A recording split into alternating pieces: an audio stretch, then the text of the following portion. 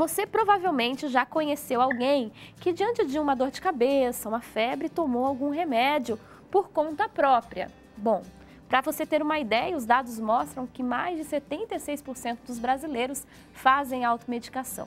Nós estamos aqui com a doutora Carolina Janowiski para conversar com a gente. Doutora, muito obrigada pela presença. Obrigada. Seja bem-vinda aqui ao Vida Plena.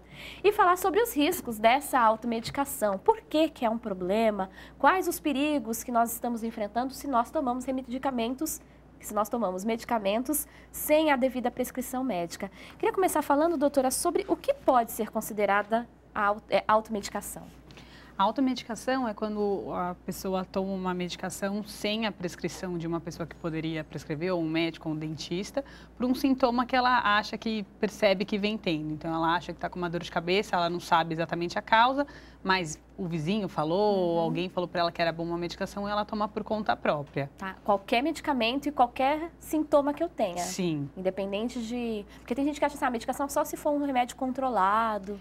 Teoricamente, os controlados precisam da prescrição médica, mas é bom uma orientação em qualquer doença, mesmo que seja uma dor de cabeça simples, porque às vezes a causa pode ser diferente. Um dia a dor de cabeça é só por uma tensão maior, um outro dia pode ser uma coisa mais grave. Certo. E daí você fala assim, nossa, acho que eu preciso então tomar mais cuidado com esse assunto. Tenho dúvidas sobre esse tema. Pode entrar em contato com a gente, fazer a sua pergunta. 0300 10 07 940. A gente reuniu, inclusive, dúvidas de telespectadores sobre o assunto. De Inhumas, Goiás, a Maria Aparecida Guimarães, ela diz o seguinte.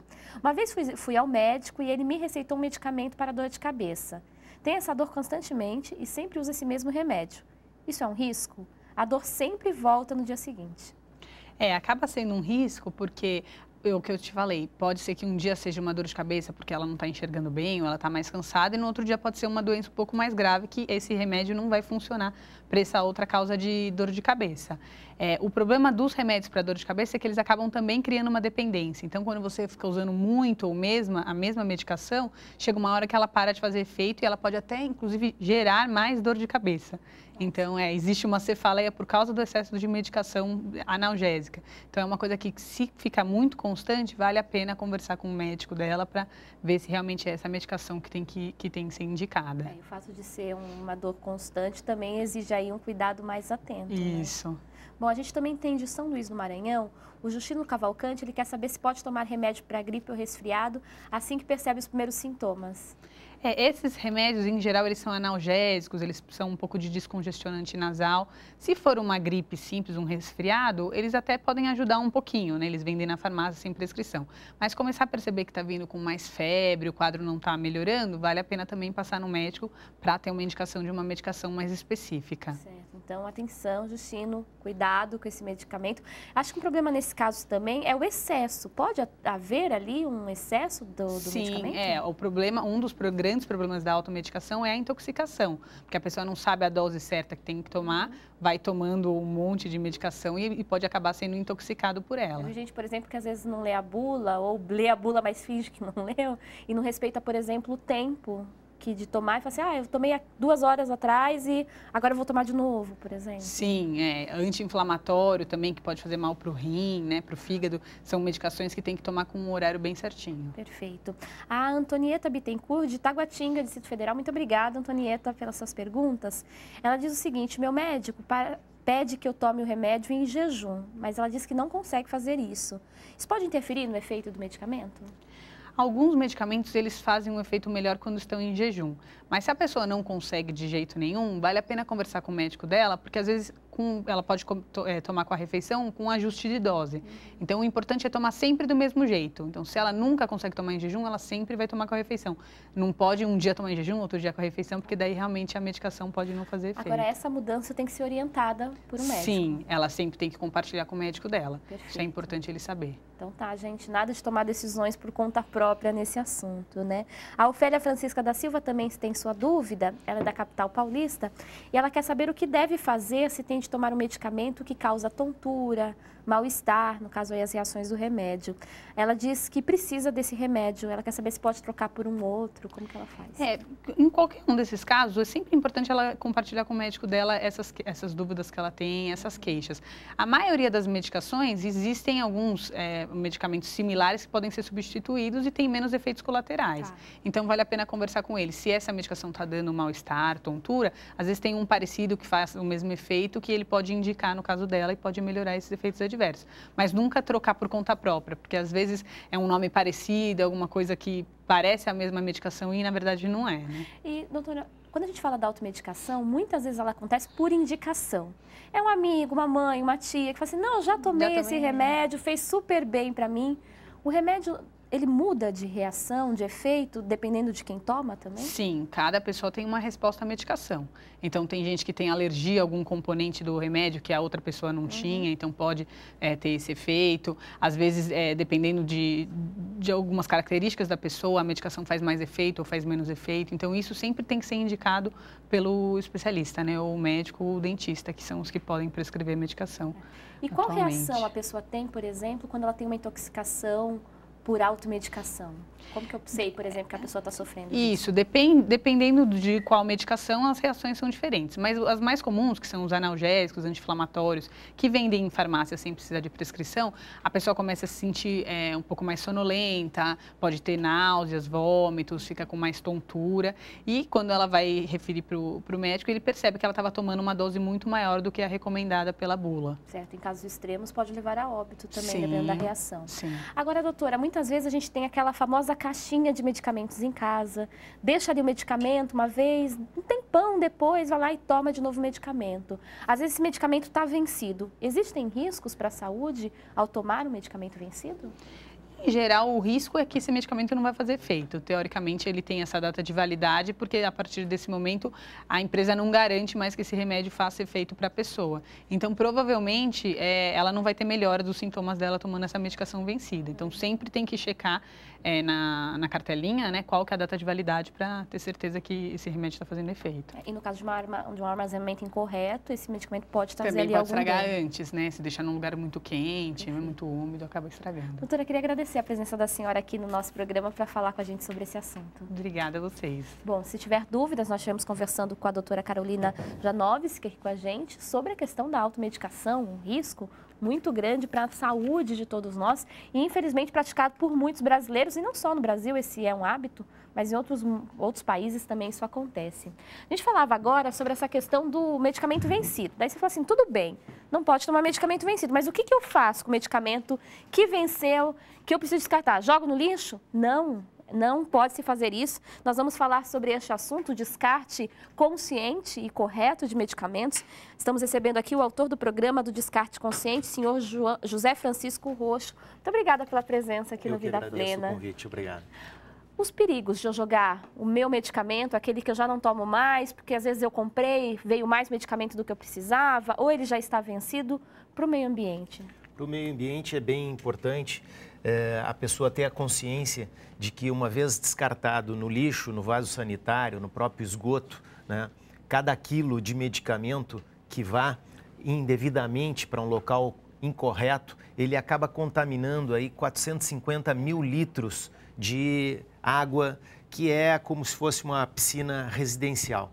E esse quilo de medicamento, ele é gerado por aproximadamente 3 famílias. Nossa, então a cada 3 famílias eu tenho aí a produção de 1 quilo de medicamento. 1 quilo de medicamento. Que pode contaminar tudo isso. Contamina bastante. E, seu José, além dos prejuízos ao planeta, a gente sabe que, infelizmente, ainda há muitas pessoas que trabalham mexendo em lixos e tudo mais. Isso também pode trazer riscos para a saúde dessas pessoas que acabam tendo esse contato direto ou indireto com esse material, certo? Exatamente. Isso é um problema também de saúde pública, porque esses lixões a céu aberto, no qual os medicamentos ficam expostos, estão abertos aos catadores e seus filhos.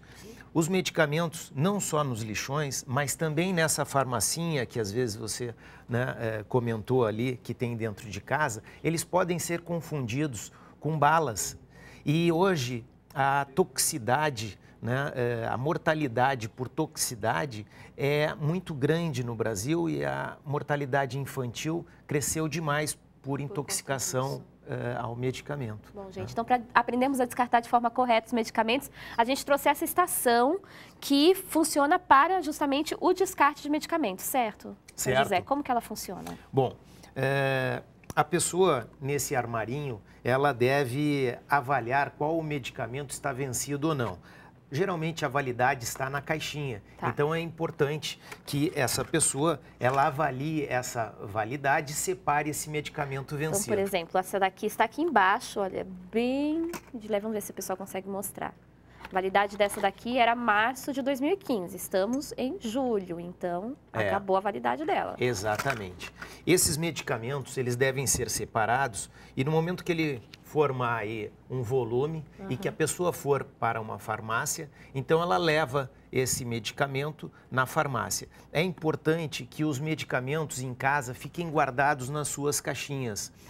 A doutora comentou agora há pouco, né, que esse medicamento nas suas caixinhas, eles estão guardados e protegidos. Isso realmente é muito importante, mas também para verificar a data de validade. Porque às vezes você tira ali o material e esquece qual é a validade dele. Exato. Uma vez então que o medicamento veio, né, para a farmácia, né, e que tenha uma estação de coleta apropriada para o descarte de medicamentos, a pessoa então vai separar a embalagem do medicamento, né, e vai pegar o código de barras muito tradicional do medicamento e registrar, né, aqui na estação através da leitura de um código de barras.